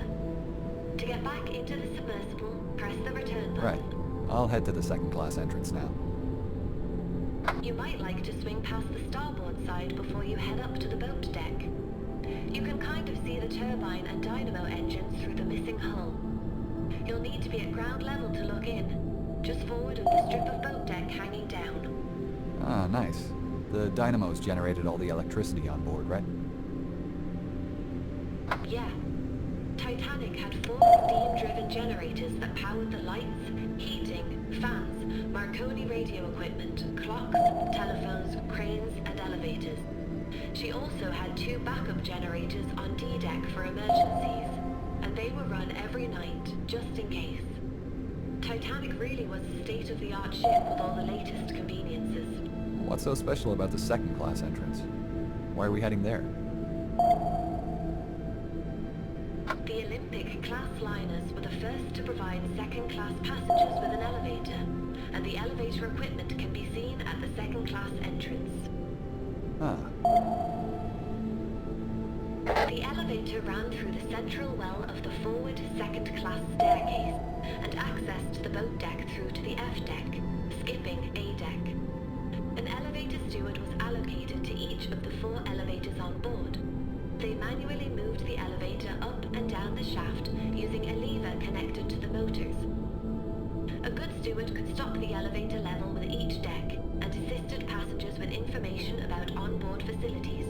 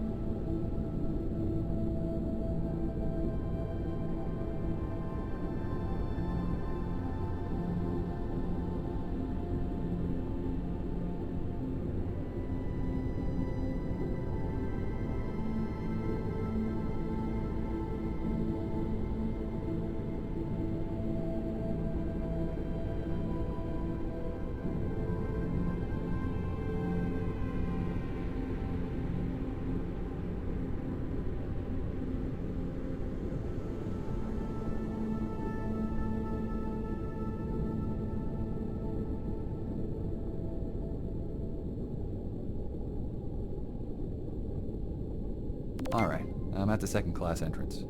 It's not in great shape. The walls of the entrance are propping the equipment up, but it's leaning to port and unstable. Be careful not to get too close when taking the photograph. Right.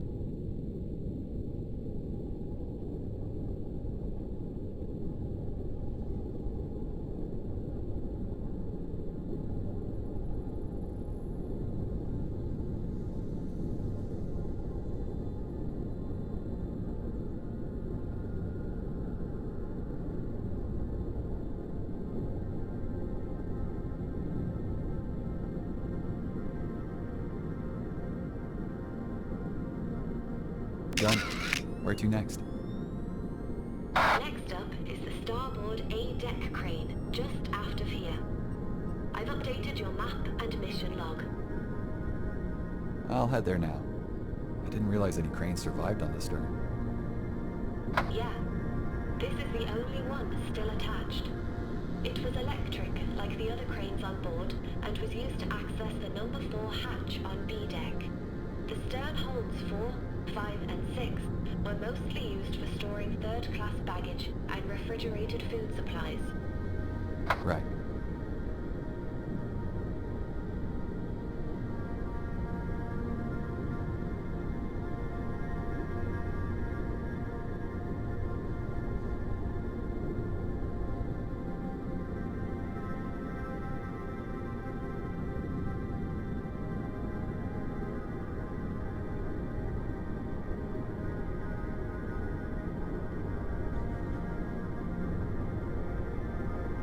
Alright, I'm at the crane.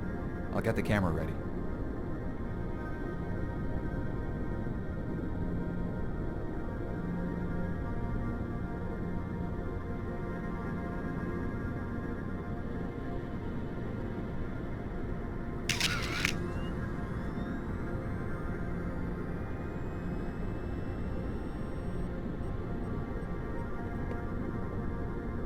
Done.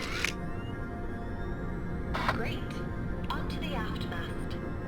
Like the foremast, the aft mast has collapsed, but you'll see it's fallen to port and leaning over the edge of the B-deck hull. Leaning to port? Was that from the impact? The stern was spiraling as it landed, and everything shifted to port, including the upper decks. It's more noticeable from the starboard side, but you can see the C-deck second-class promenade windows don't line up with the lower deck walls by about 3 meters. I had no idea the impact was so violent. Yeah. The stern was traveling at roughly 60 kilometers per hour when it hit the ground.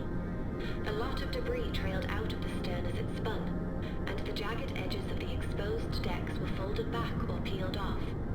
The implosion damage had blown out the walls and sides, so the upper decks were lacking supports and collapsed on top of each other as it landed. The only reason the stern has some structure now is the watertight bulkheads remain.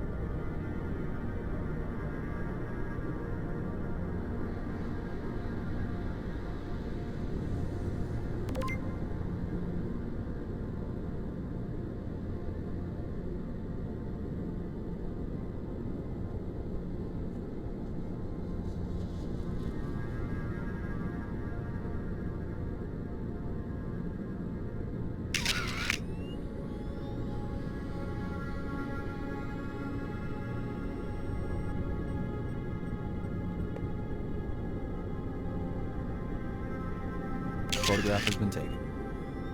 Is it just me, or does this mast look shorter than the foremast? Yeah, this aft mast is slightly shorter than the foremast. Only the bottom section of both masts remains. The top 4.5 meters were teak and have since disintegrated. Okay, what's next? We're heading aft again. Over to the starboard side this time. I'll mark it on your map. What should I be looking for? We're moving towards a piece of decking, sticking up out of the collapsed decks. A loose section of the well deck fell fast enough that it managed to slice through the decks just forward of watertight bulkhead O.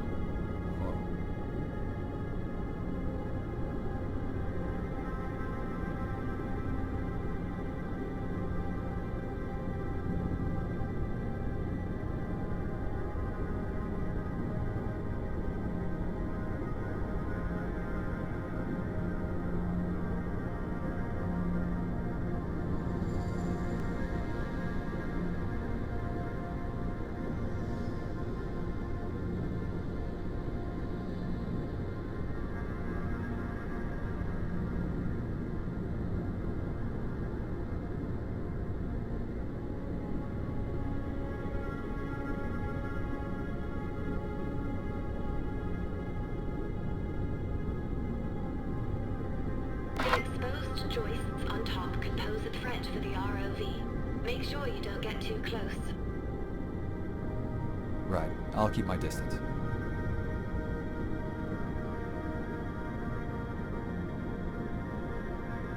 Done. Why is the decking here collapsed so much more than the port side? This area suffered massive implosion damage. The stern still had pockets of air as it sank, and the outside pressure increased to a point where the surrounding water forced its way into these pockets.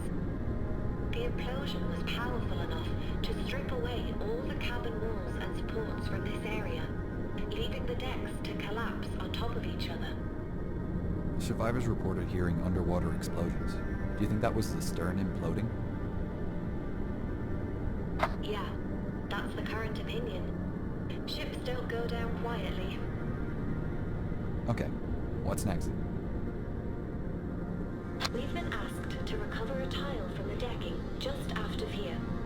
There is a small pile of tiles from the third-class general room, and we can grab one from the top of the pile.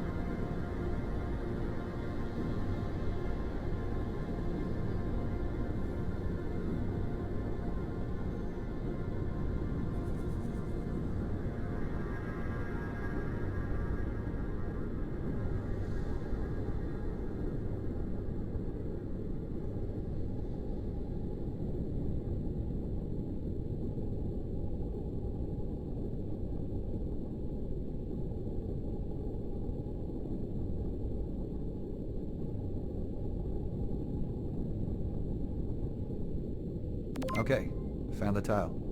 I just need to pick it up by holding down either the left or right mouse button to interact.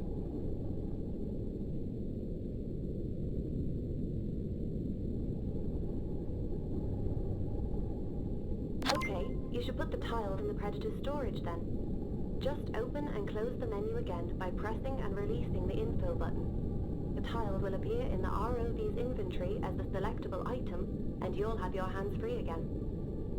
Right.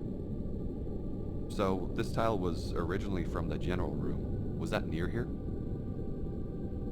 Yeah. The third-class general and smoking rooms were at the very aft of the stern, just under the poop deck. We'll pass them as we head over to the port side propeller. Right. The general room was used as a covered communal space for families and friends to talk and enjoy music, similar to the open space in the bow. The smoking room next door was strictly for men and was somewhere they could relax and order a drink. If passengers wanted a bit of fresh air, they could head out onto the well deck. The destruction wasn't limited to the top of the ship. The propellers were bent up at an angle of 20 degrees. The correct position of the propeller is 7 meters below ground level. The stern was traveling at about 60 to 80 kilometers per hour and spun 2.5 rotations before hitting the ocean floor. Decks were bent back, and the sides aren't connected. The sides must have come apart on the way down, because they're bent too far out to be damaged from the impact.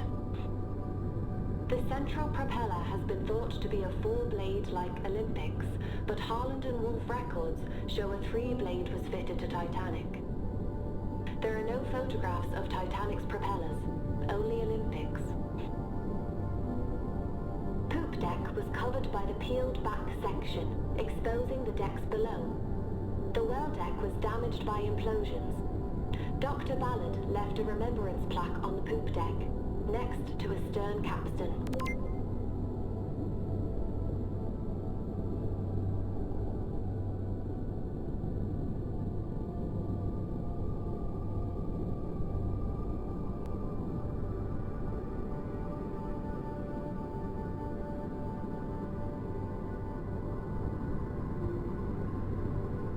Okay, Dr. Lynch. We are nearing the end of our dive. We have a couple of more tasks to complete before returning to the surface. Right. What's next?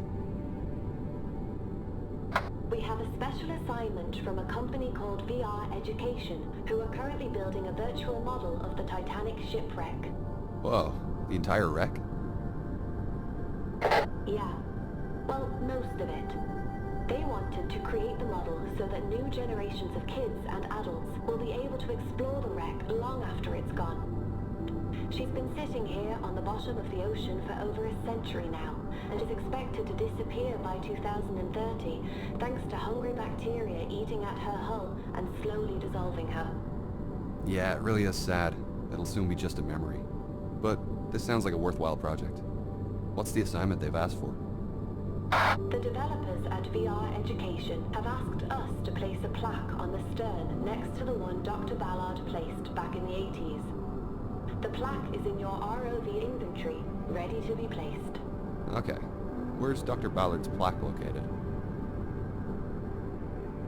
Ballard placed the plaque between two roller fair leads on the extreme aft starboard side of the stern. I will mark the location on your map. Thanks, Gene. I'm on my way now.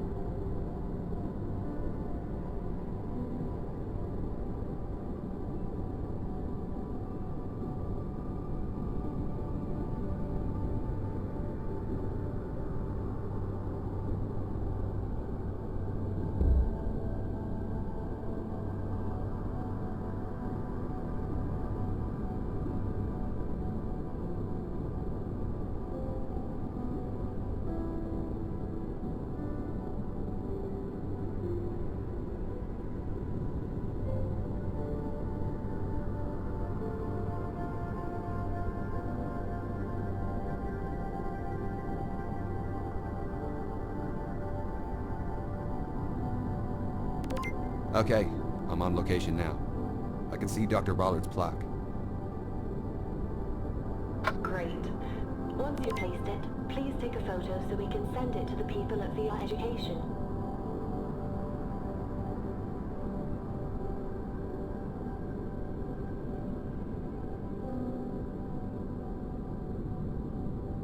Photo taken. The plaque reads, "This plaque is dedicated to the memory of all those who lost their lives on the sinking of RMS Titanic on the 15th of April, 1912. This plaque is located on the ship's final area of refuge before she plunged into the depths of the icy ocean. May those who perished find peace at their eternal destination." Very poignant. It's sad to know that many of the victims on that tragic night spent their last few moments clinging to life in this very spot. It was the last part of Titanic to submerge. Yeah, I can't imagine what it would have been like. This whole trip was a big honor. I feel like this one's gonna stick with me. Me too. It was a pleasure guiding you on your dives, Dr. Lynch. I hope we can get to do this again someday. Don't mention it. You performed brilliantly. Yeah, I think it's time to call it a day. Let's hope we get some funding to come back here in the future. I'm sure there's a lot more to be discovered. Me too. Just hit the autopilot to return to the ship.